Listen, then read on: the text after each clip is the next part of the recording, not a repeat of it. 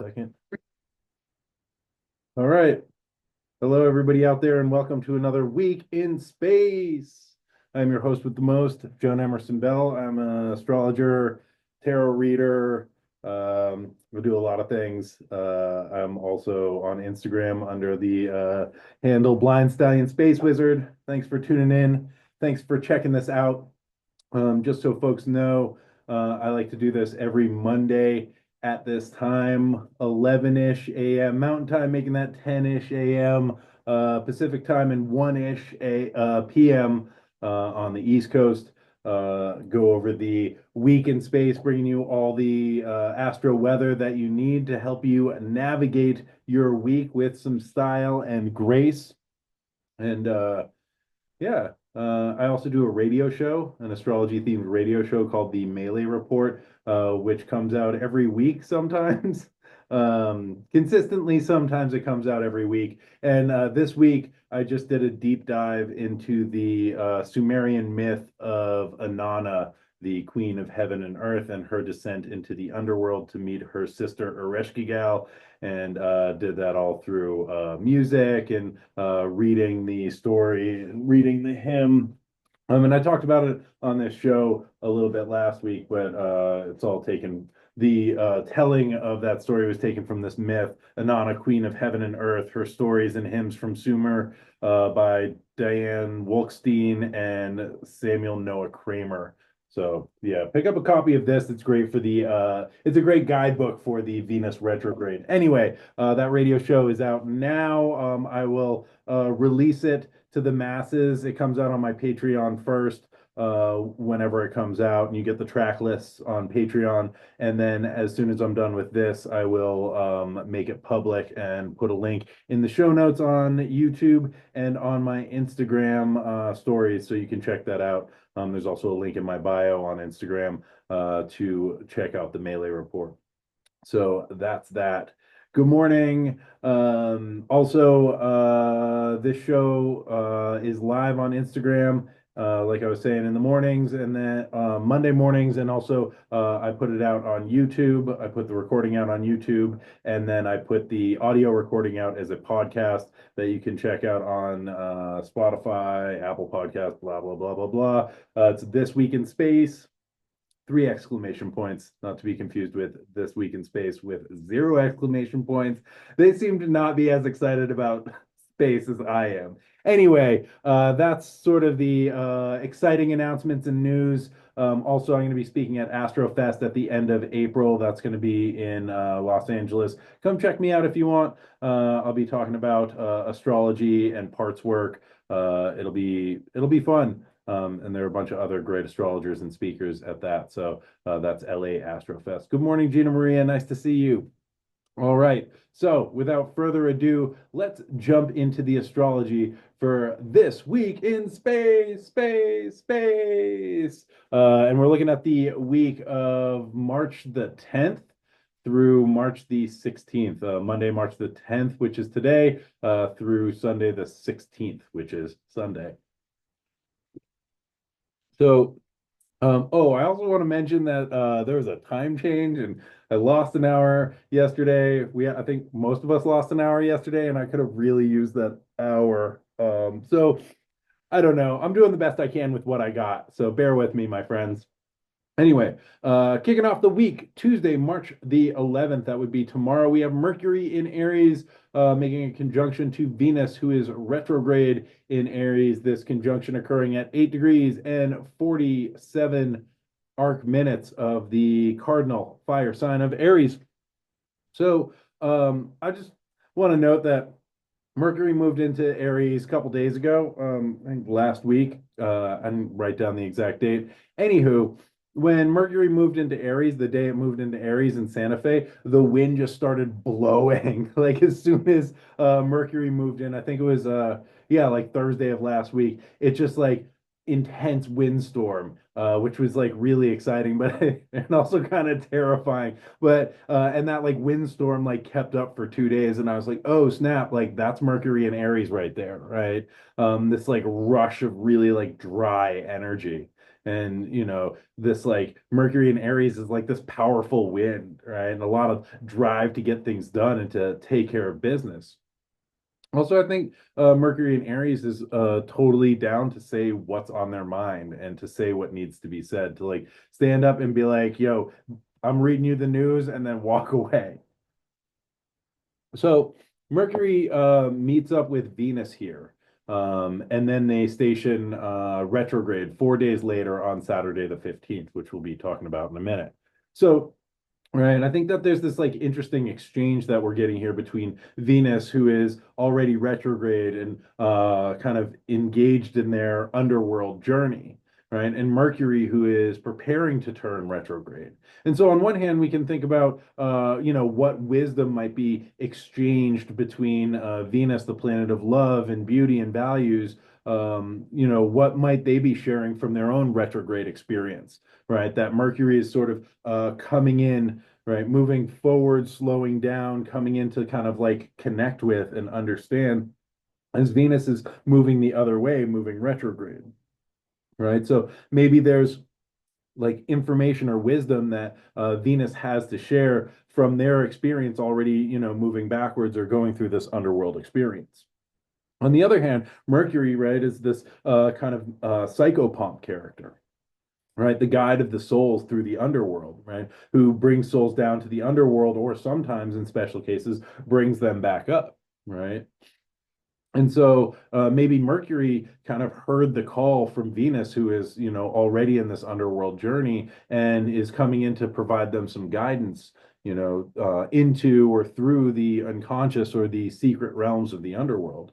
And I've get this association, and again, I've been thinking about this myth of Inanna, the Sumerian myth of Inanna, who is the warrior queen, right? Queen of heaven and earth, kind of syncretized with Venus. And really, this descent of Inanna really connected with the Venus retrograde cycle.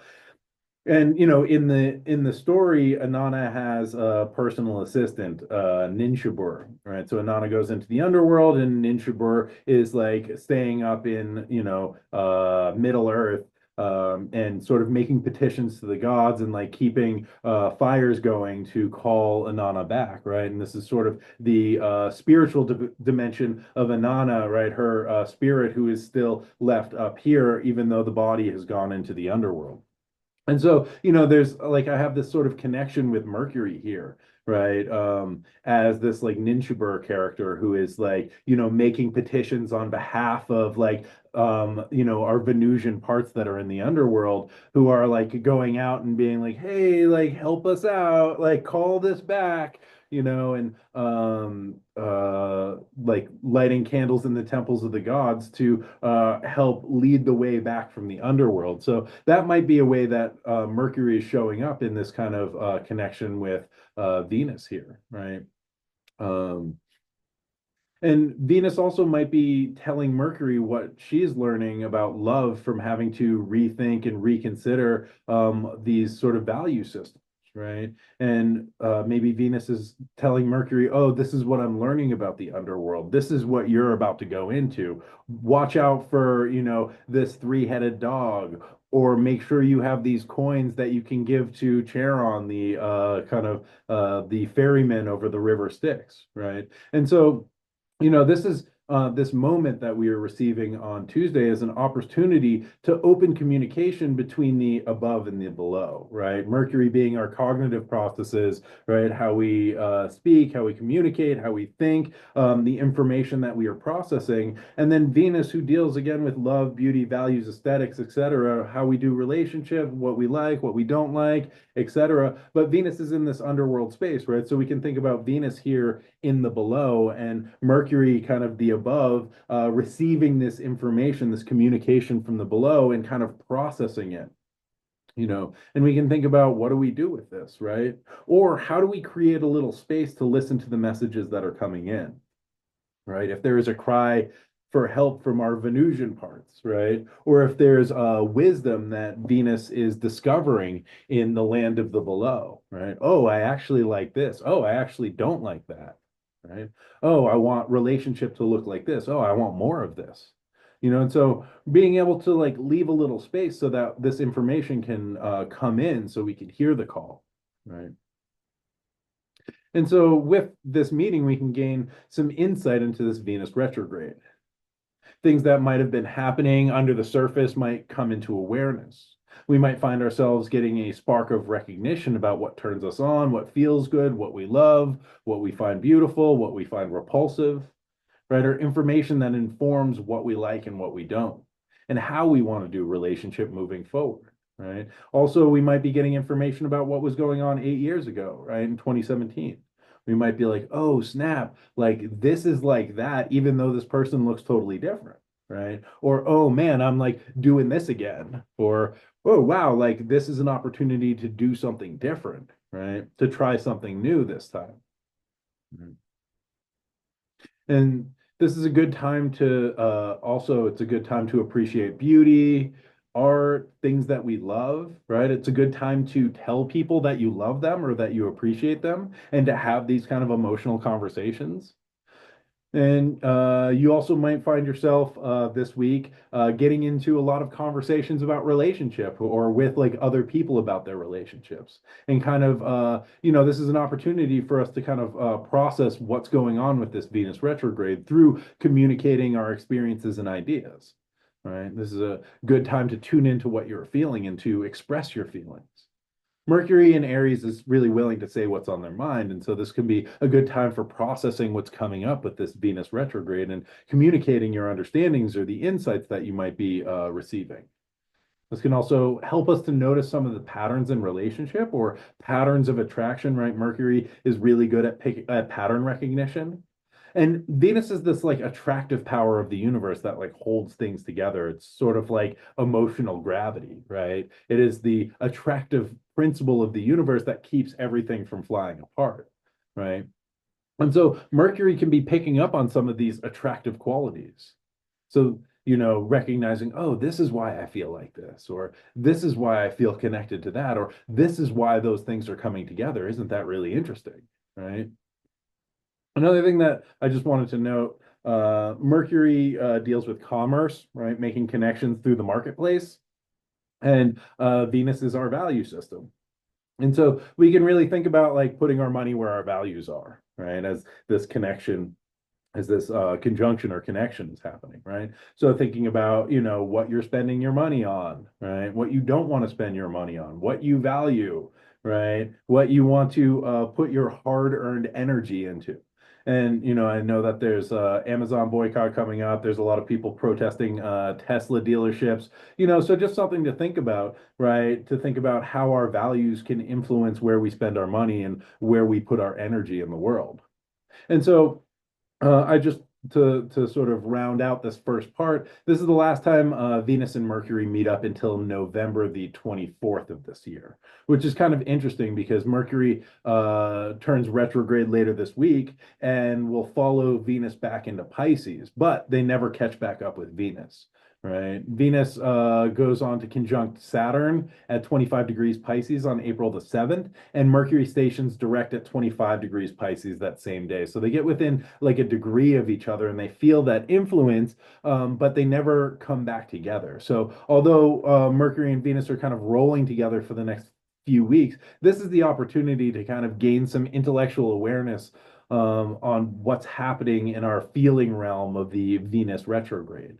And not that like this is an opportunity and oh my God, if I miss it, like I'm not gonna have another one until November. Like they're still rolling with each other, but this is like an opportunity for a flash of insight or like to for that connection to perfect. Right. And then they separate and they're homies, but they never conjunct again because Mercury stations direct and then speeds up while Venus is completing their retrograde and kind of getting some information from Saturn, right? And so, yeah, this is an opportunity to like sort of tune in to what's arising and to maybe communicate what we discover about ourselves, about our relationships, what we like, what we don't like, etc. Like all of these sort of Venus retrograde themes that we've been feeling and going through and hashing up for since March the 1st. So, about 2 weeks now. and this is an opportunity to be like, okay, how have the last 2 weeks been? What's happening here? What am I noticing? What do I want to say? What needs to be communicated?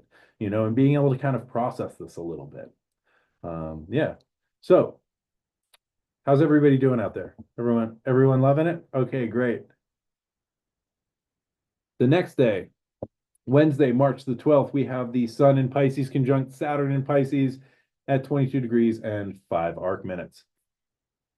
So this is the kind of beginning and ending of a Sun Saturn cycle, these synodic cycles, right? Which is planets in relationship to each other and, planets in relationship to the sun, because the sun sort of initiates a cycle, right? A planet conjunct the sun is sort of beginning a new cycle, ending the old one and beginning the new cycle. So, this is beginning kind of a new yearly relationship with Saturn and the sun.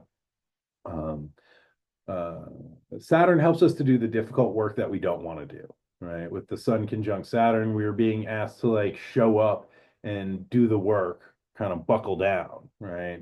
Which, I don't know, is not like the most fun thing in the world, right? Especially when we lose an hour, right?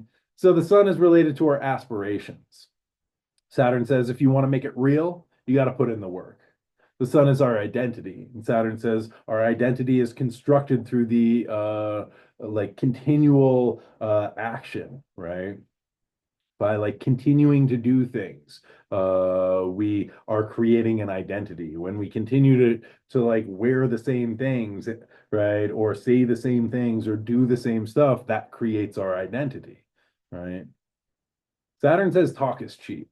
To make something real, you have to be disciplined and dedicated, right? Saturn says commit to the bit, right? So Saturn might make us feel constricted or make us feel burdened by our responsibilities, but this is the seeding moment with the Sun and Saturn, right? This is setting the course for the things that we aspire to create that will withstand the test of time.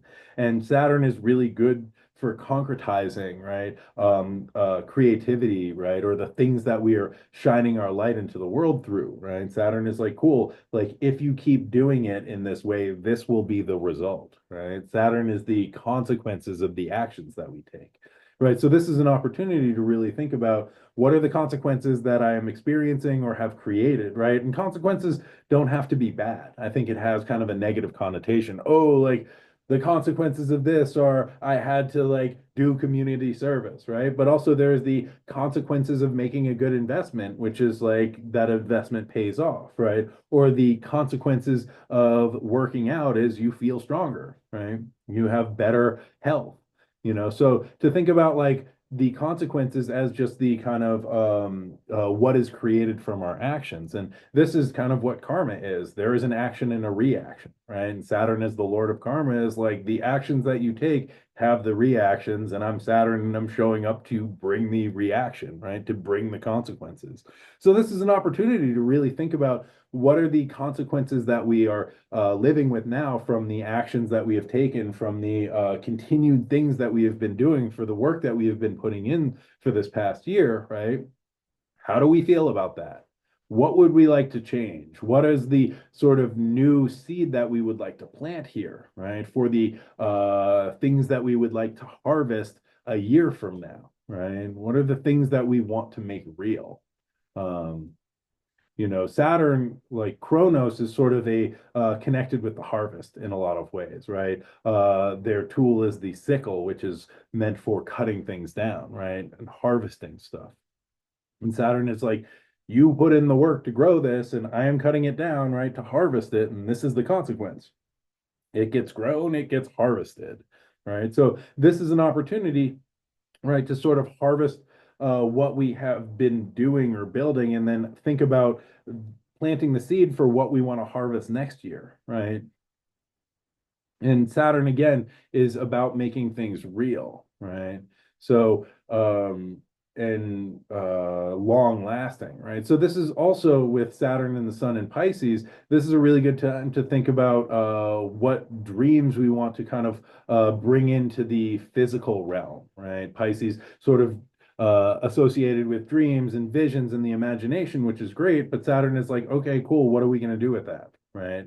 What dream do you want to make real? What are we willing to put the energy in to make real, right? So this is like we get this opportunity to consider which aspirations we are interested in dedicating our time and energy to, the things that we really want to bring into the physical realm. I also want to say that this may be a time of low energy, right? So we might feel blocked or constricted. And it's important not to feel down on yourself, right? Because it can be really easy to spiral out when we don't feel like we have the energy to do everything. And I think that there's a lot of downward pressure to stay productive and to maintain productivity and to continually be working and to walk it off and pull yourself up by your bootstraps, blah, blah, blah, blah, blah, right? And if we are like, oh, I don't have the energy to do the like 400 things that I told myself I was going to do today, it can create some feelings, right? We can feel some type of way about that, right? And so, with Saturn, who again, like the sun is our vital energy, and Saturn is kind of cold and dark and far away, right? Saturn is a dim, like the furthest point, right? Saturn is restrictive and limiting, right? So we might feel limited. We might feel like our vitality is limited. We might feel like our abilities are limited, and that can be really challenging, right? But what I urge you is not to get down on yourself or spiral out into negative self-talk, right? Because real talk, this is a really good time to go inward for a day or two, to be quiet and to sit in contemplation, right? And you don't have to spend 2 days in like a silent meditation, but just giving yourself a little bit of space because Saturn loves silence, right? And silence is a great way of reorienting yourself to the now and to the present. And it's also a great gift or a way of honoring Saturn, right? To dress in black, to be quiet, right? And so, as we reorient ourselves to the present and what Saturn is asking of us, we can also like reconnect to our purpose. And this gives us the opportunity to slow down and to consider what is worth dedicating our precious energy toward, right? What do we want to put our life force into? What are our responsibilities? What are our obligations? And what do we want to give our energy to in exchange for creating something that is lasting and real? Right. And if we're just like rushing around and being like, oh my God, I got to do all this stuff, it can be hard to like really tune into that wisdom and to be intentional about the seed that we are planting. Right. Also, I think that Saturn helps to bring things into consciousness, right? And we can think about the sun as like wisdom, right? This sort of like golden wisdom. And Saturn is like, cool, like I'm gonna like help structure ways of like bringing this into awareness. And I think this begins with connecting with Saturn, right? And we do this through silence, we do this through dedication, we do this through discipline, we do this through showing up and doing the things that we say we're gonna do. Right. And as we create that sort of bond or container with Saturn, it gives us the opportunity to sort of tune into what the sun is asking for us as well, and a kind of container to hold our sunlight. Does that make sense? All right. That brings us to Friday, March the 14th, and the Virgo full moon and total lunar eclipse, which is occurring at 23 degrees and 56 arc minutes of the mutable Earth sign of Virgo. Hmm. Um, Hell yeah. Um, I've got Jim's comment in the chat says, I asked the universe today, let me see what's for me and allow the rest to be. I love that. I love that. Especially March is a difficult time. This is a really challenging this is some challenging space weather, right? We have a lot of planets going retrograde. We have things stationing direct. We have a lot of shifting at the end of the month. Neptune will be changing signs. There's just like a lot of energy moving, and it's like pretty destabilizing. And it's really easy to get wrapped up in a lot of the sort of chaos that's happening. And I think there's a lot of chaos in the world. There's a lot of movement in the of the wandering planets. a lot of back and forth. And, a lot of what's happening this year is this movement between Pisces and Aries, this sort of like vision, right? This dream, this kind of interconnectedness, and then the like, and wanting to take initiative and take action, right? So it's like this whiplash feeling that we're experiencing, right? We're having it with Venus, and then Mercury is going to station retrograde and cross back between, the deep waters of Pisces, and then the kind of bursting forth of Aries. Neptune's going to do it. Saturn's going to do it. This Pisces Aries point becomes activated all year, right? And I think it's kind of pulling things in these multiple directions. And part of what we get to do is learn how to sit with these energies, sit with both of them, right? And refine our dreams and to really consider what is the right course of action for me? What is the skillful action for me? And I think part of that is like being able to reduce the noise and tune into the self and tune into what feels authentic to us, right? And to sit with that and allow that to arise as a way of following that path, right? And so also this week we have our first eclipse. Eclipse season kicks off. Yay. So we have a full moon at 23 degrees and 56 arc minutes of Virgo. This full moon, I believe, is exact at 11:54 a.m. or 11:54 p.m. Thursday night. That's Pacific time, making that 2:54 in the a.m. Friday morning on the East Coast, right? So right around that kind of midnight point. So for some of y'all, it will be the end of Thursday. For some of y'all, it'll be the beginning of Friday. And according to my very brief research, the eclipse will begin about an hour before the culminating point, and it culminates when that full moon is exact, because this is a total lunar eclipse, and then it will last for about an hour after that. Now, I want to put this out there. People have various beliefs about eclipses and whether you should watch them or not, and you should do whatever you want.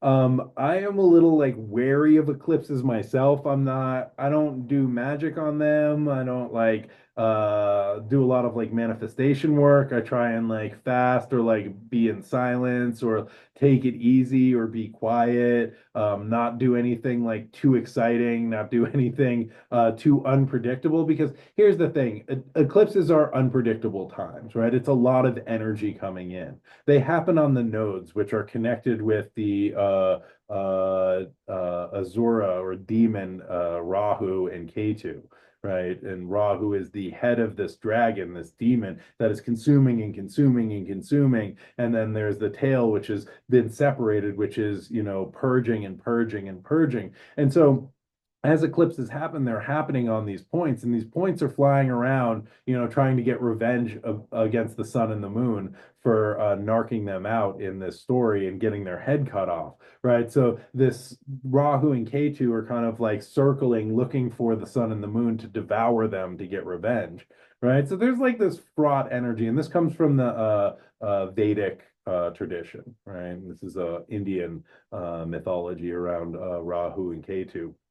But it's just intense times. There's a lot of energy that comes in, and with the north node it can be too much, and with the south node it can be like not enough. So if we are like desiring to bring things into our life, we can get way too much of something, or we can get not enough of something, and both of them can be kind of destabilizing. And I think what eclipses do is they pull us into our destiny or like new timelines. I don't know. That language is not, I don't like that language, but they definitely like create sort of fated events and pull us into really interesting spaces, right? They accelerate processes of letting go or accumulation, and it's kind of unpredictable. And so I try and just be like, cool, what do you got for me? Like homie in the chat was saying, let me see what's for me and allow the rest to be, right? I don't want to like meddle in that process because I don't necessarily know what's best for me.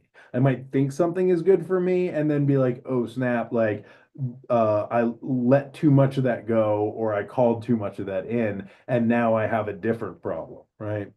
So that's just sort of my perception of eclipses. It's sort of like you're trying to charge your phone and you just stick the wires into the wall, right? Or you stick a fork into the wall. It's too much energy, right, that comes into the system. So that's just my opinion about it. Y'all can do whatever you want, but I'm gonna throw my 2 cents into that because I know a lot of astrologers, or there's a lot of information around like eclipses and what they are and what to do and what not to do. And we all navigate our own way through trial and error. And I'm like, whoo, that's a lot, right? That's some intense business out there, and I don't need to be meddling in, right? So this is a lunar eclipse, meaning it's occurring on a full moon. And yeah, lunar eclipses always happen at the full moon. Solar eclipses happen during a new moon.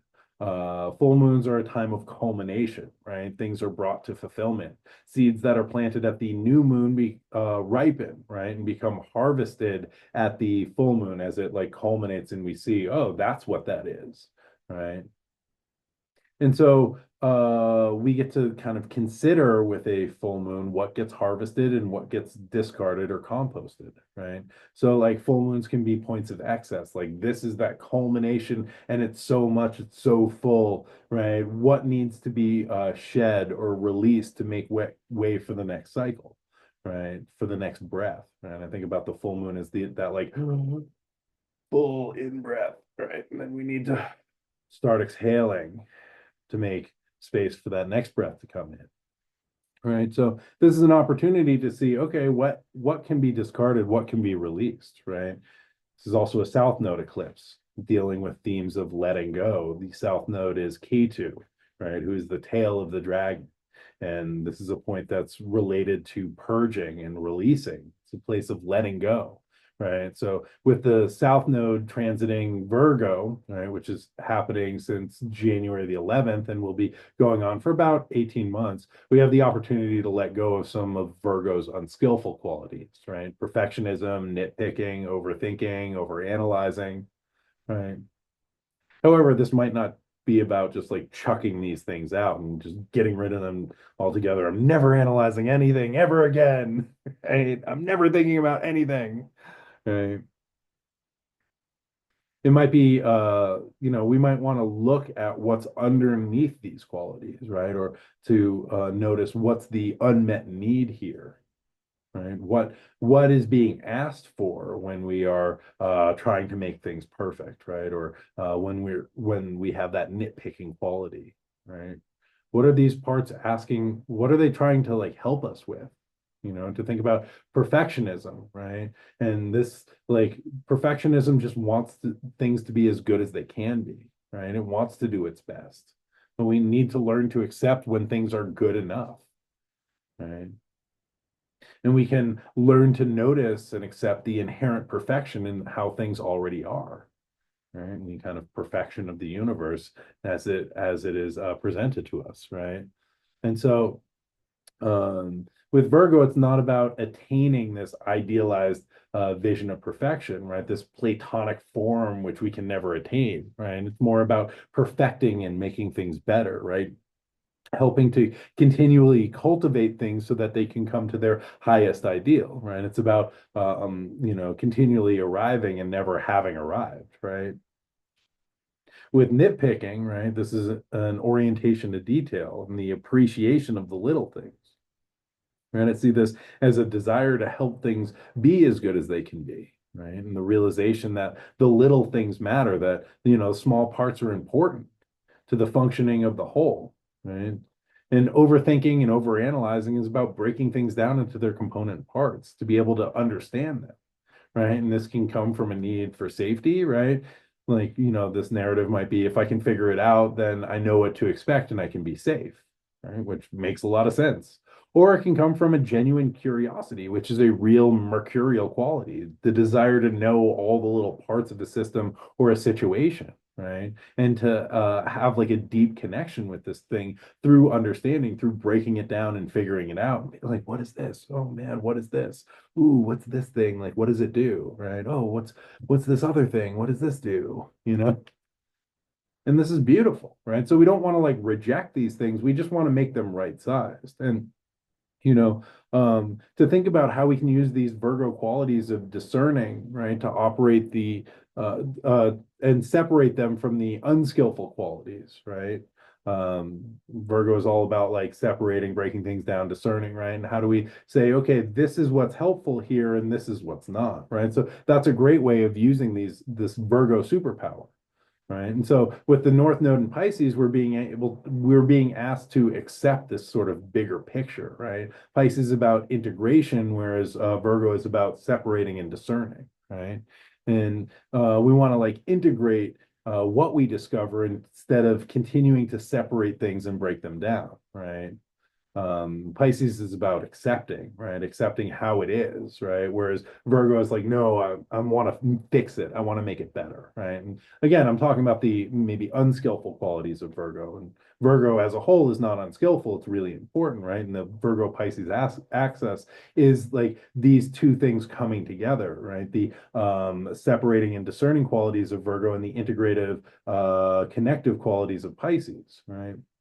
And so this eclipse is time for the like with this eclipse, while the South Node is transiting Virgo, this is an opportunity to sort of notice what is unskillful in our kind of Virgo system, right?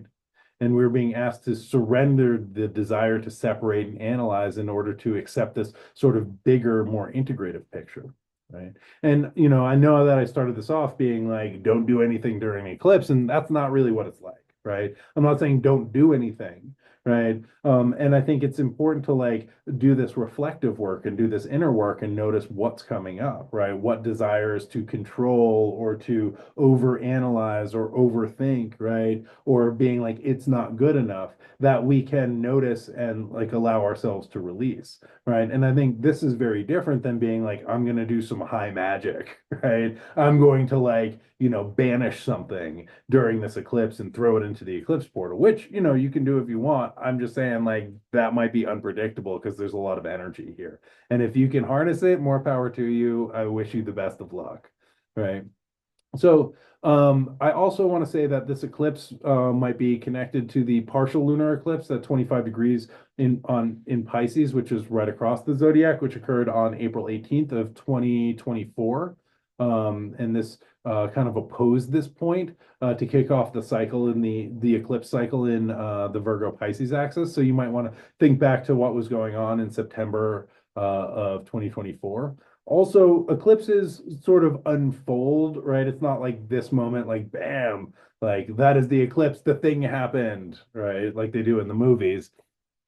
Like the Stargate portal opens, right? At the like moment of the eclipse, which maybe, I don't know. But what I've noticed is that they unfold over like periods of time, right? We have this like two week portal from one eclipse to the next eclipse, from the new moon to the full moon, right? We have kind of like the month leading up to that where that energy is building, right? And then like several months after where that energy is sort of like emanating out or dissipating out, right? So just to be aware, right, that eclipses, part of their power is they unfold over time and they activate these points of the zodiac, right? So again, this eclipse is occurring at 23 degrees 56 arc minutes of Virgo, right? And the previous one on September 18th happened in Pisces at 25 degrees. And that was September 18th. So again, there might be parallels to that time.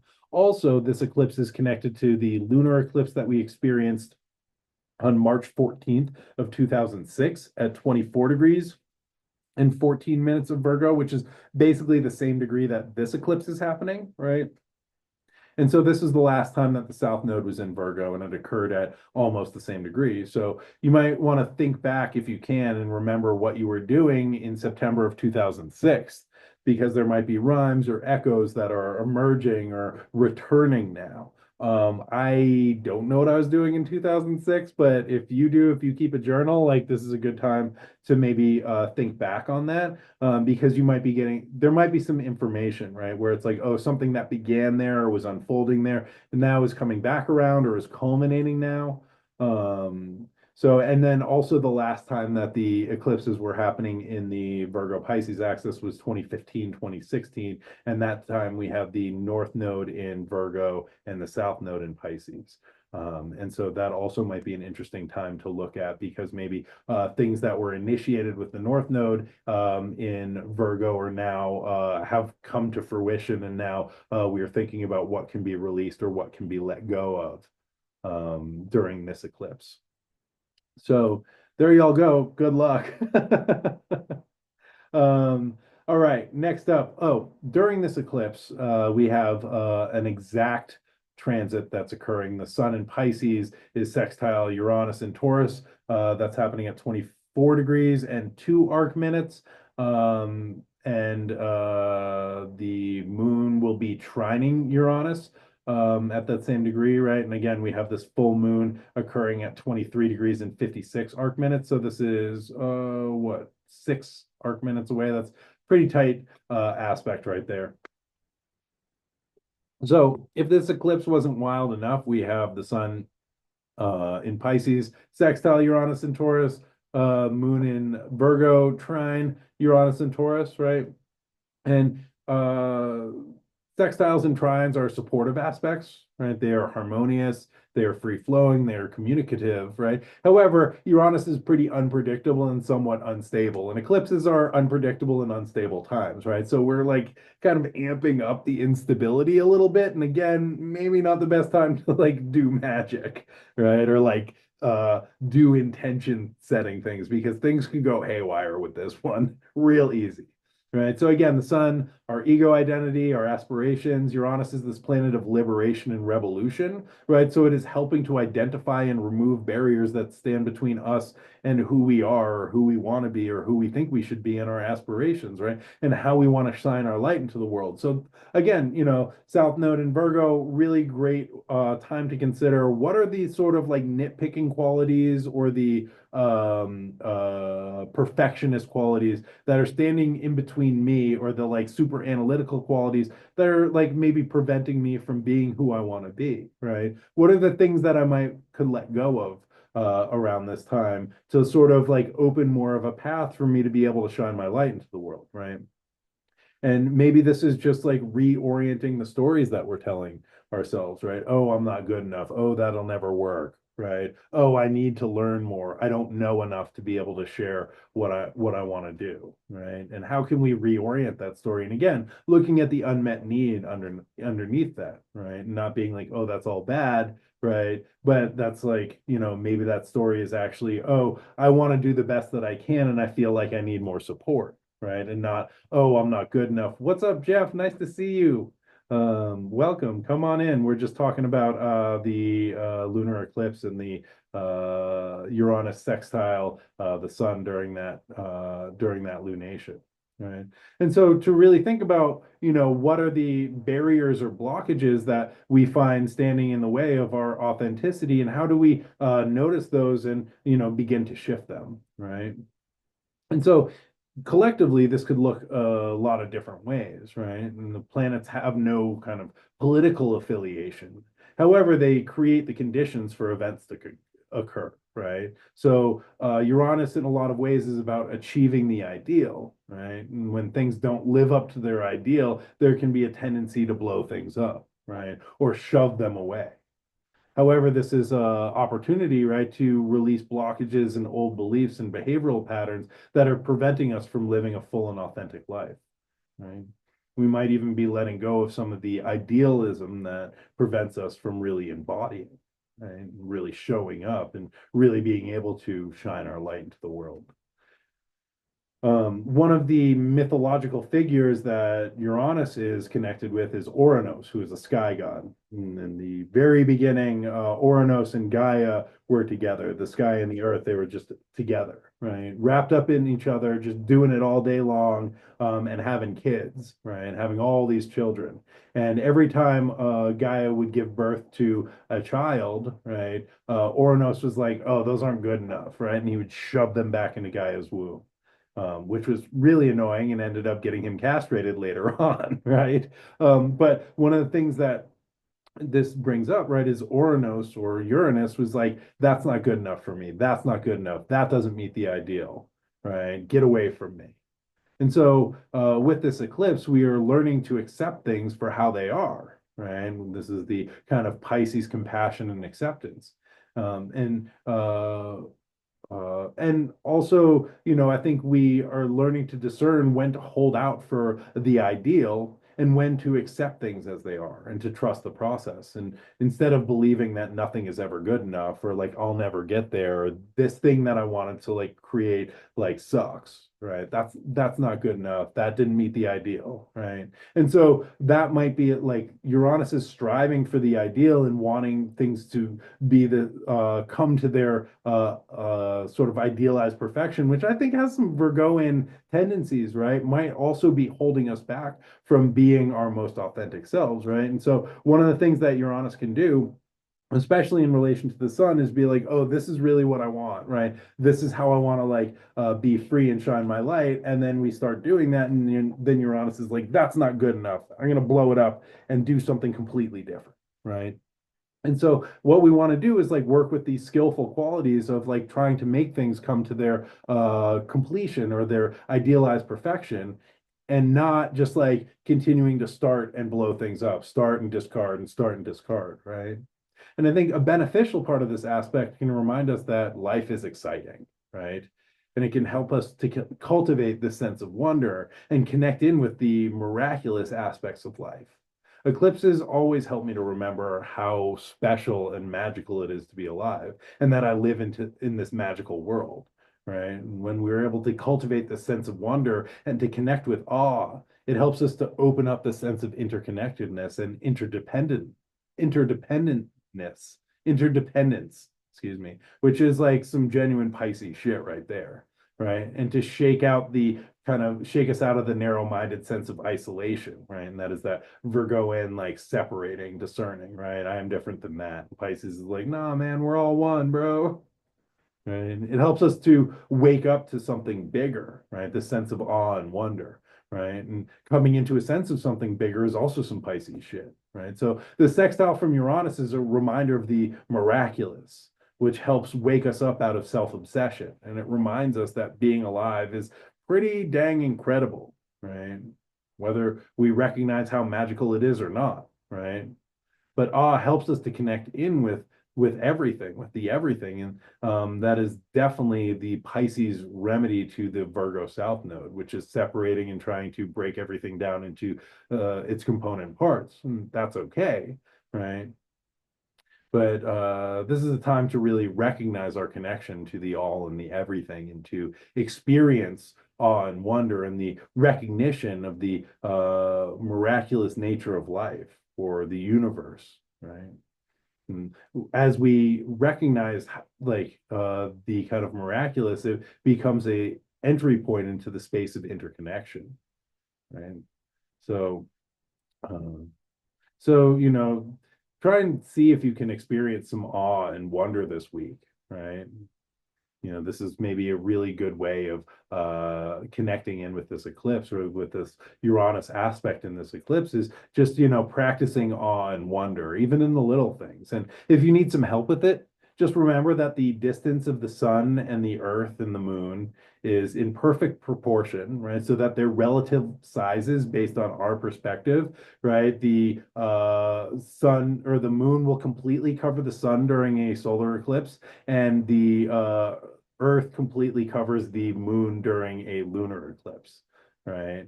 And and also the moon is slowly but surely moving away in their orbit from Earth. So this phenomena only occurs for a limited amount of time. And we here on this planet, with enough gravity so that we're not crushed or float away, with breathable air and drinkable water, get to experience this during our lifetimes, which I think is pretty cool. And that always reminds me of that sense of awe and wonder. Okay, last but not least, Saturday, March the 15th, Mercury stations retrograde. This occurs at 9 degrees and 35 minutes of Aries, so everybody should hide in fear and terror. Just kidding. Mercury retrograde is fine. It's not, this is nothing to be afraid of. Mercury retrogrades 3 times a year. I think it's gotten like a bad rap because it's, something that like people can be like, oh, this thing, right? And something to blame. Um, it's something to blame our problems on, which I think astrology is really good for, but it's nothing to like fear or like hide from. So just a little overview. Mercury stations retrograde, like I said, on March 15th at 9 degrees 35 minutes of Aries. Mercury makes their cazimi, their conjunction with the sun, at 4 degrees and 24 minutes of Aries on March the 2nd. On March 29th, Mercury retrogrades back into Pisces. And then Mercury will station direct on April 7th at 26 degrees and 49 minutes of the mutable water sign of Pisces. So beginning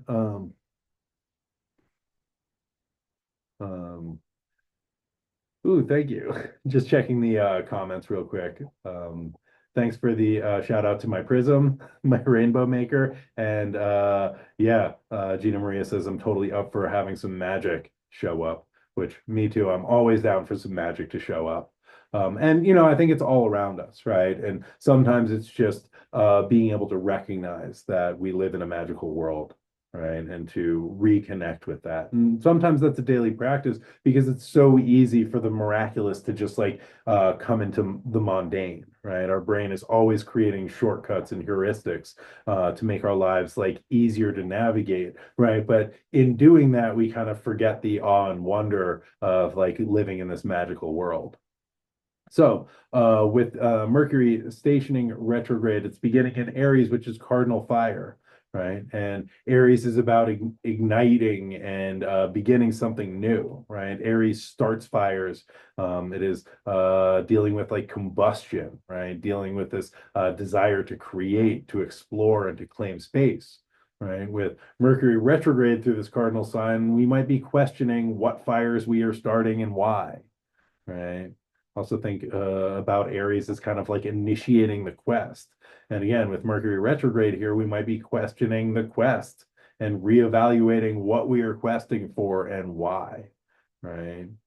And so like really like rethinking and reevaluating what we're initiating, right? Reconsidering our motivations and imagining or reevaluating what's being ignited here.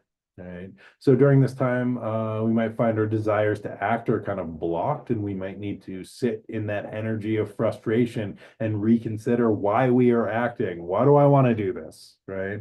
And really rethinking what are our motivations at this time, right? What is calling me to action? What is the vision that is inspiring me or moving me, right? And one of the and we have Mercury retrograde and fire signs all this year, right? And so one of the themes that I see with this year is rethinking how we are fueling our fires, right? What is the desire or passion or frustration or anger that we are using to motivate us and keep us going, right? And so this is kind of a good time to take stock of your fuel, right? And to really think about, is this the best fuel for me to be burning right now, right? The retrograde in Aries, we are reconsidering what we are choosing to ignite or inflame, right? And sometimes we don't have the luxury of choice, but the retrograde provides an opportunity to check in with our internal motivations, right? And we do get to choose what fires we want to tend and continue to feed. So this is something to think about, right? And so, some questions for this retrograde is, what do I desire? Right? What am I starting? Right? Or what do I want to start?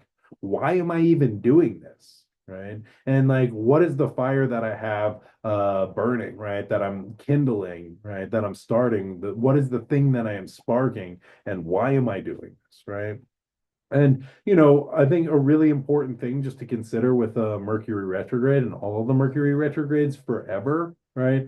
Again, and I think that this has sort of been I see a theme in myself this week, right? Which is slow down. And I think that this is coming from somebody who like works all the time and does not slow down, right? And maybe this is a way of I'm just projecting on you, and maybe I should take my own advice. But what Mercury retrograde does, right? Mercury comes closer to the Earth, right? And creates more of a mercurial influence, right? And so things kind of go a little haywire, right? They get a little overloaded on Mercury, right? And so travel plans, ideas, right? Things that were like, oh, I'm going to do this, they tend to get a little discombobulated, right?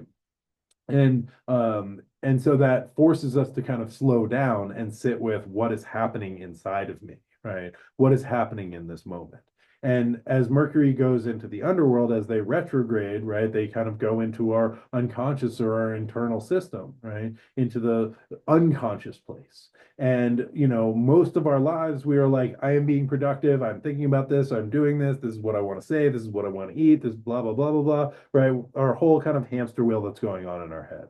As Mercury retrogrades, it pulls us into the unconscious, into the deep mind, right? And, when we're not able to pay attention to that, or we try and ignore that, things tend to appear in the external world, like we miss our flight, or this thing doesn't work, or that thing doesn't work, or plans get canceled, where we are forced to kind of sit with ourselves and say, hey, what's going on here? Or hey, what is emerging here? And in the relation to the sign of Aries, this cardinal fire sign, we get to think, we get to question, why am I doing what I'm doing? Right? Why do I like, what is the motivation to act here? Is this really what I want to do? Is this the right fire for me to be starting? If I start this fire, is this the one that I want to keep tending?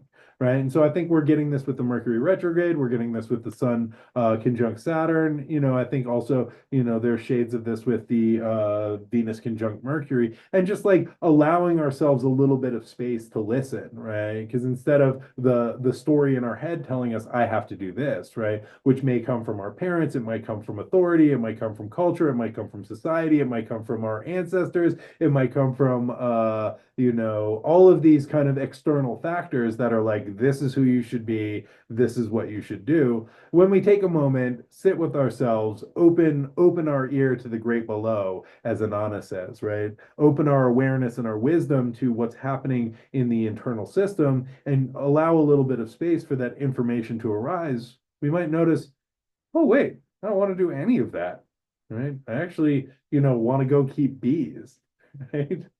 Or, I want to write a book, or I just want to like sit here for a while, or I'm thirsty, right?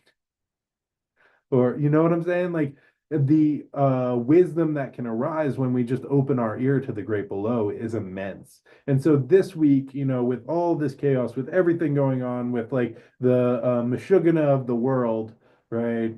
Just allowing yourself to take a little time to tune in, to open your ear to the great below, to slow down, to listen, and to just try and recognize the magic, right? To see the magic around, right? Like this prism that is throwing a rainbow, right?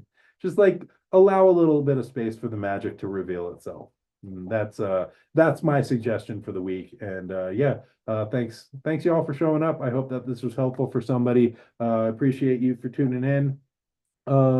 It I don't know, like and subscribe this, send this to people if they if you find people who might appreciate this or this might help somebody. Ooh, yeah.